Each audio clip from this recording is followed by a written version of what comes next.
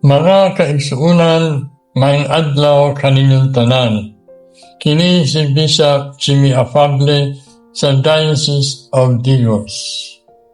Sama sa atong nasugda na ni atong September 21, 2025 o November 30, 2025, diin ang mga lungsuranon ang katawhan Pilipinhon nagpadayag sa atong dakong dismaya sa padayon nga dako kaayong salot sa atong katilingban, ang padayong pangawkaw sa kaban sa atong panggamhanan nga adunay epekto sa padayon nga kawadon o kapobrehon o kakulangan sa serbisyo sa katawhang Pilipino. Sa kaduhanang kahigayon, ato nang gipasibaw, ang atong gipangayo o ang atong gipangandoy nga adunay hustisya, adunay pagpanubag, adunay paghatag sa saktong serbisyo publiko sa atong mga anaa sa panggamhanan nga atong gipili o gisangunan sa serbisyo publiko sa atong panggamhanan.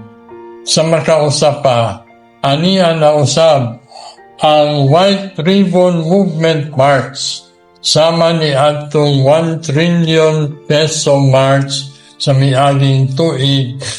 Ang White Ribbon Movement March na organisado sa nagkalain-laing grupo reliyoso giindusar sa atong mga kaobispuhan sa Pilipinas, busa gidapit kong kamuntanan nga akong mga kaigsuunan sa pagtuong Kristohanon nga atong duyugan o atong apilan kining maong hiniusang liho sa katawhang Pilipino sa umaabot nga Hulyo 28, Domingo sa atong kalendaryo. On June 28, 2026, I encourage everyone to wear white clothing when attending Mass or kasaulugan sa pulong. If this is not possible, you may wear or pin a white ribbon. I likewise invite families, schools, offices, businesses, and institutions to display white ribbons in their homes, in their cars, workplaces, buildings, churches, and parish offices as a visible sign of our shared desire and for integrity, transparency, and good governance.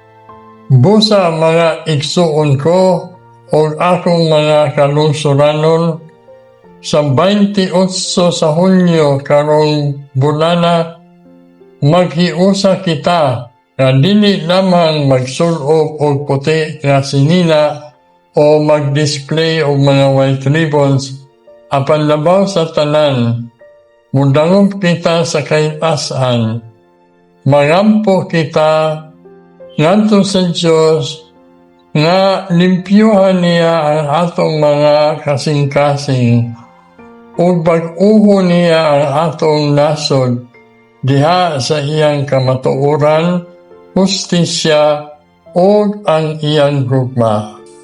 Daghang salamat mga kaigsuunan sa inyong pakighiusa niini nasudlong tinuha, damgo ug pangandoy, dili lamang sa atong kasamtangang henerasyon, apan sa umaabot pa nga mga henerasyon sa atong katawhan, nga adunay mas malaumon nga kaugmaon ang mapaabot nato gikan sa atong panggamhanan. Panalanginan unta kita sa Dios, Amahan, ug Anak, ug ang Espiritu Santo. Amen.